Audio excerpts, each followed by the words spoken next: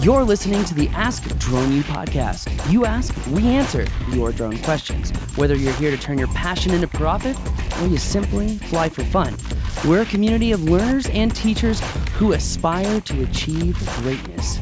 We are Drone U. Hey everyone, and welcome to another fantastic episode of Ask Drone U. My name is Paul.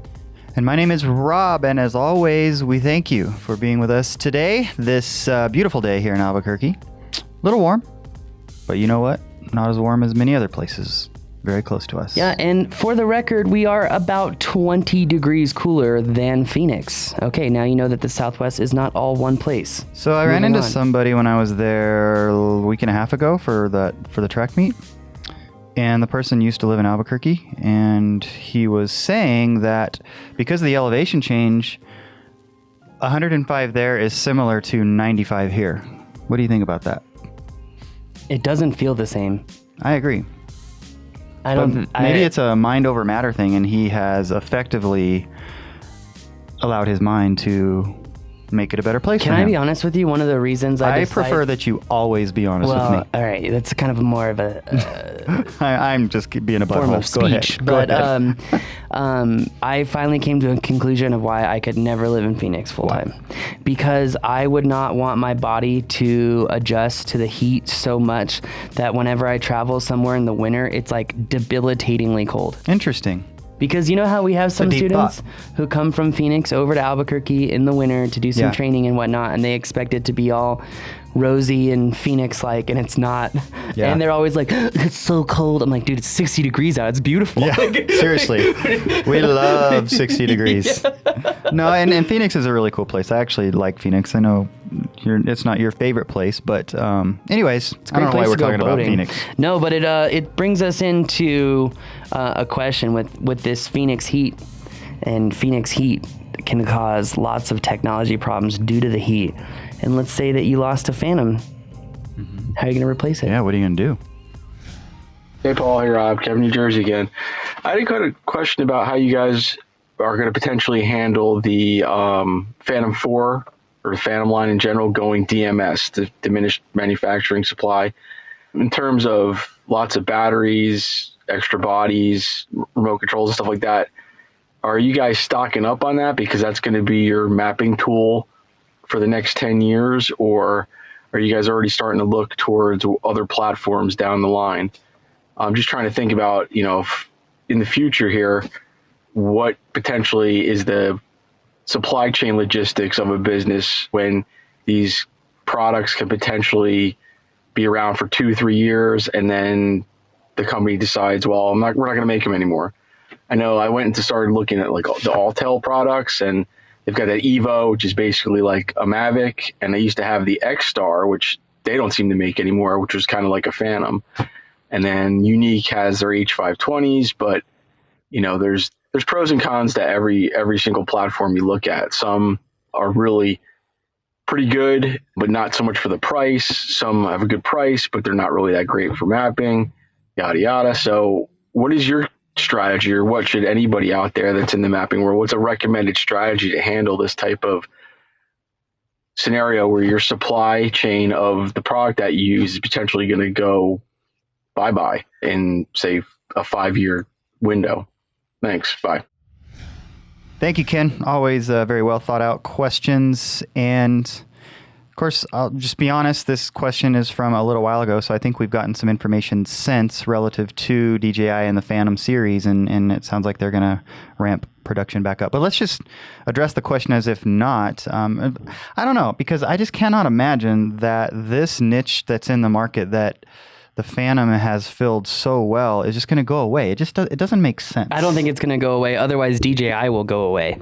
Yeah. I really believe that. In fact, there have been so many manufacturers that have literally popped up in the last 6 months, especially in light of what's been going on with the security issues with DJI. There's been a lot more that's been popped up, which, by the way, is not unique to DJI. That COTS ban from the military was an over-the-counter drone ban. It wasn't just DJI. And now, while that's not affecting 90% of our pilots, it is actually affecting more and more of our enterprise customers, Rob. So this is actually a very significant issue. That being said, let's say that the Phantom never comes back. Are there still going to be accessories for the Phantom? And the answer is a hard yes. It's actually very simple. The Phantom 4 RTK is still in production. They are still using Phantom parts to make the RTK. All right. It basically is a Phantom. It is a Phantom. Yeah, I mean, that's why it's it is a called Phantom. So anyway, the Phantom will still have accessories, it still have batteries, it still have props, it'll still have, parts available because they're still making the P4 RTK, which uses the same batteries. It uses the same props. So we're still going to have those accessories available to us. Now, that was before Drone DJ, our friend Haya Costello, coming in clutch one more time. Why? Well, actually, I got to find the article now. Yes, there's a new gimbal coming out from DJI, and also Skydio is trying to compete with the Mavic 2 Pro. So yeah, but here we go. Here is the news that I've been wanting to talk about. We didn't get a chance to do a news show last week just because crazy hectic schedules, but DJI restarts the DJI Phantom 4 Pro V2 production. A little more than a week ago, we suggested that DJI should restart, blah, blah, blah, blah, blah. Long story short is, it's rumored to have been restarted. Now, there is proof in the pudding here because, in fact, I'm going to see if I can get this to pull up in the DroneU community. Inside peek. Inside peek in the DroneU community. Oh yeah, Sony launches a new camera. Very, very excited about that. Here we go. This is the post I wanted to show everyone. So if you're listening on iTunes or Spotify, you can go to YouTube and watch this show and you can see the video. But here we have Sean Stevens says, looks like DJI has some Phantom 4 batteries back in stock. 1 hour later, already gone. Already gone. Wow, that was fast. And then see, they posted already sold out again.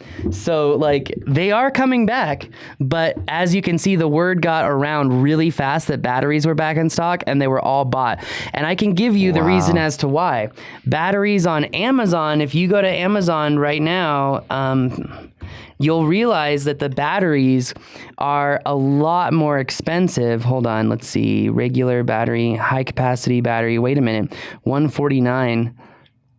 I'm actually going to add this to... That's actually better. It's a renewed battery. Oh, yeah, not buying that. So is it the one that's $189 right there? Yeah, they're supposed to be $169, and everywhere the business price is $189. If you don't have Amazon Business as a business account, then it's actually if we go to $199, it looks like maybe. Yeah. So they're supposed to be $169, but they've been selling for almost $200. If I went to all other buying options, yeah, I'm glad that you saw that they're $199, $200. So makes sense, but the fact is, guess what? They're still making parts for the Phantom. Now, I do want to address a question that had come up recently from a member who was very diligent, Rob, about not updating their firmware.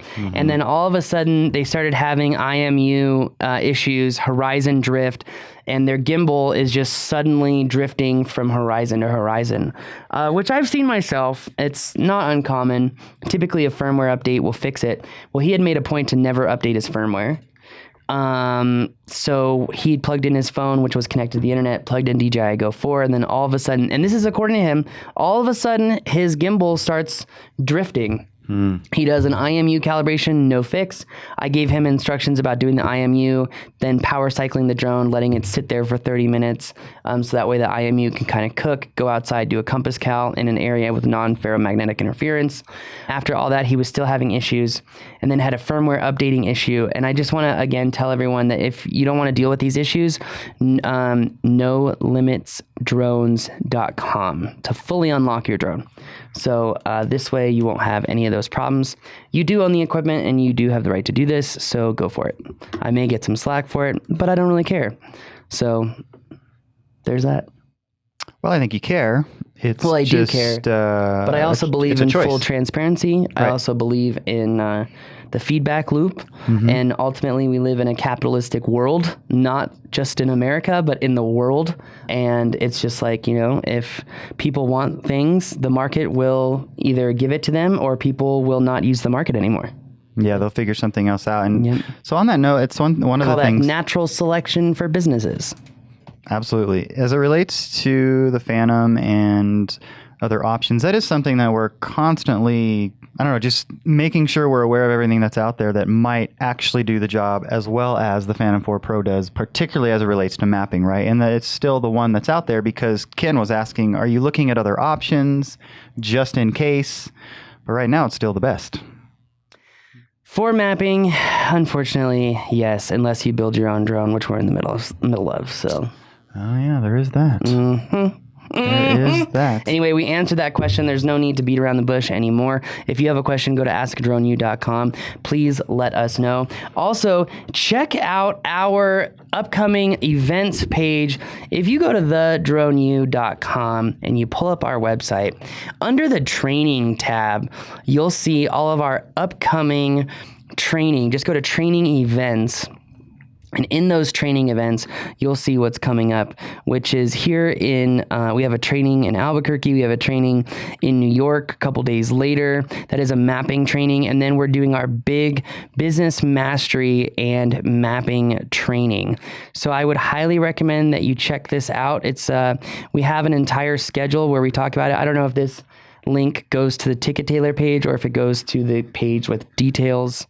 That will go to the Ticket Tailor page so you can actually sign up. Gotcha.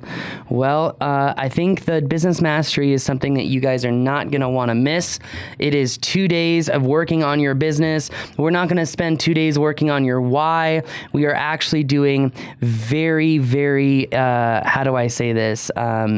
Specific exercises. So if you go to bit.ly/DU Business Bootcamp or bit.ly, just like that, click that link and this will take you to the Business Bootcamp page with all of the details on what we're doing. Yes, there are a lot of details actually on exactly what we're doing because there's a lot of information here. We're also offering the Flight Mastery class, so check it out. That is going to do it for us today, though. Thank you again for joining us. My name is Paul. My name's Rob. This is Ask Drone U.